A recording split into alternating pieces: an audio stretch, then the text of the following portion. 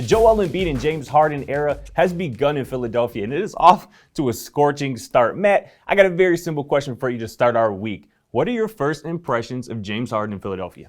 I mean, they're exactly what I thought it was going to be. We talked about this on Simple Question a few weeks ago when the trade went through. I said this has the potential to be almost like a Kobe and Shaq dynamic duo as far as you have this unbelievable shooting guard / kind of point guard, and then you have just this unbelievable center in Joel Embiid who can just take over a game. And we saw that both, especially in the Knicks game. I mean, Joel Embiid shooting 27 free throws. It's just absolutely you know what that means? Unguardable. Unguardable. Absolutely. Simply. So it's super exciting in that sense. They're obviously in a honeymoon phase right now where everything is just going great. They're winning games. They look unbelievably good. It looks like the trade worked out in their favor, and they clearly are looking like the title contenders that everybody assumed they would be. But there's always a but. Always. And I'm just going to say this. It looked like this when James Harden got to Brooklyn last year also. And unfortunately, we have to take that into consideration, as well as Harden has had issues in the playoffs. Doc has had issues in the playoffs. Embiid has had issues with the playoffs. This is absolutely exciting, and I want this to succeed, and I want it to look good in the regular season. But let's see what happens when it starts getting intense, when the season is on the line, and when it really matters. Let's see how these personalities and these egos mesh well together. Those are all fair points. I want to start here, though. Earlier in the season, I said Zach LaVine and DeMar DeRozan were the best duo in the NBA, and that was a fact through the All-Star break, but that has since expired.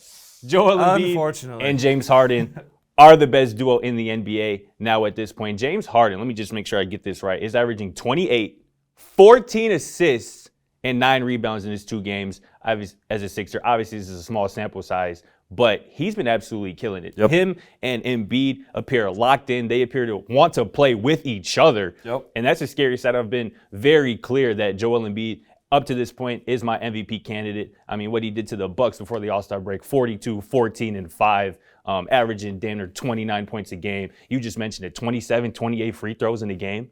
That's simply unguardable. And Mitchell Robinson, the Knicks have a serviceable big man, somebody who you would think theoretically could be able to check Joel Embiid, and he was just no match. But I gave you Harden's numbers through 2 games as a Sixer. How about Tyrese Maxey averaging 24 and a half points in the 2 games with James Harden? That was something that some people saw coming. James Harden, it appeared on his first day arriving in Philadelphia, took Tyrese Maxey under his wing and kind of spoke life into him.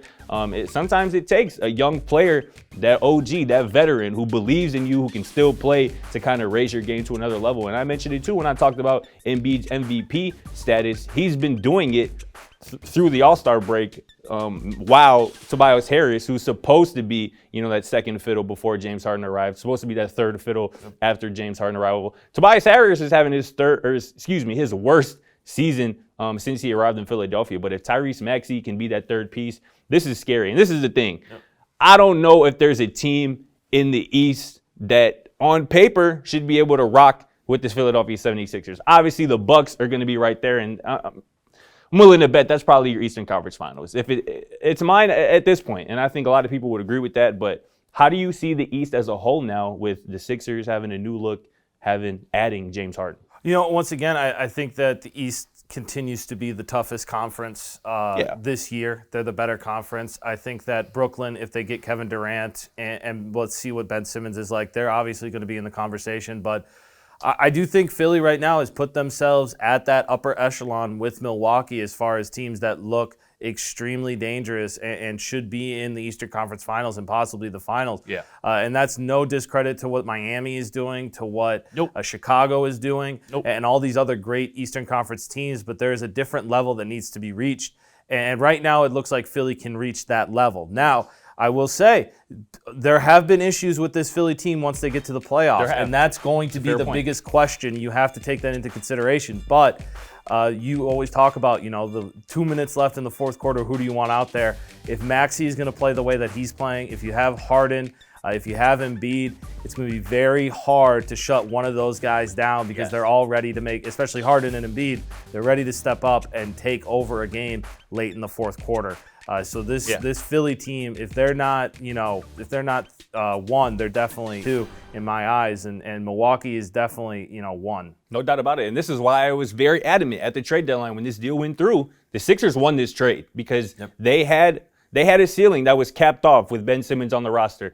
That ceiling is through the roof now at this point. Absolutely. Their ceiling is an NBA championship. And again, the points you bring up, those are valid. Doc Rivers has historically, especially as of late, he has shown up short in the postseason. James Harden historically has shown up short in the postseason, both in Brooklyn, in Houston, obviously. But again, this is a new team, and you know how I like to think about basketball, and you kind of alluded to it, those closing five lineups with James Harden, Maxey, Thibault, Tobias Harris, Joel Embiid. That is scary. You're going to have to double Joel Embiid. You're going to have to probably double James Harden if he gets things going. And again, just looking at it, the Bucks, that matchup is juicy, to say the least. Especially if Brook Lopez isn't in the game. Right. And that's going to be a big factor moving forward. But I still like this matchup. I still think it's going to be exciting. Hopefully we see it in the Eastern Conference Finals and not in the second round, kind of like what happened last year where the finals was in the second round with Brooklyn and Milwaukee. But no doubt about it. Can't wait for the playoffs. I mean, the playoffs can't come soon enough at this point. We'll see if James Harden, Philly, and Embiid and the crew can keep things going. But that's going to do it for us. For Scott Procter, my guy Matt Morris, we'll catch you tomorrow.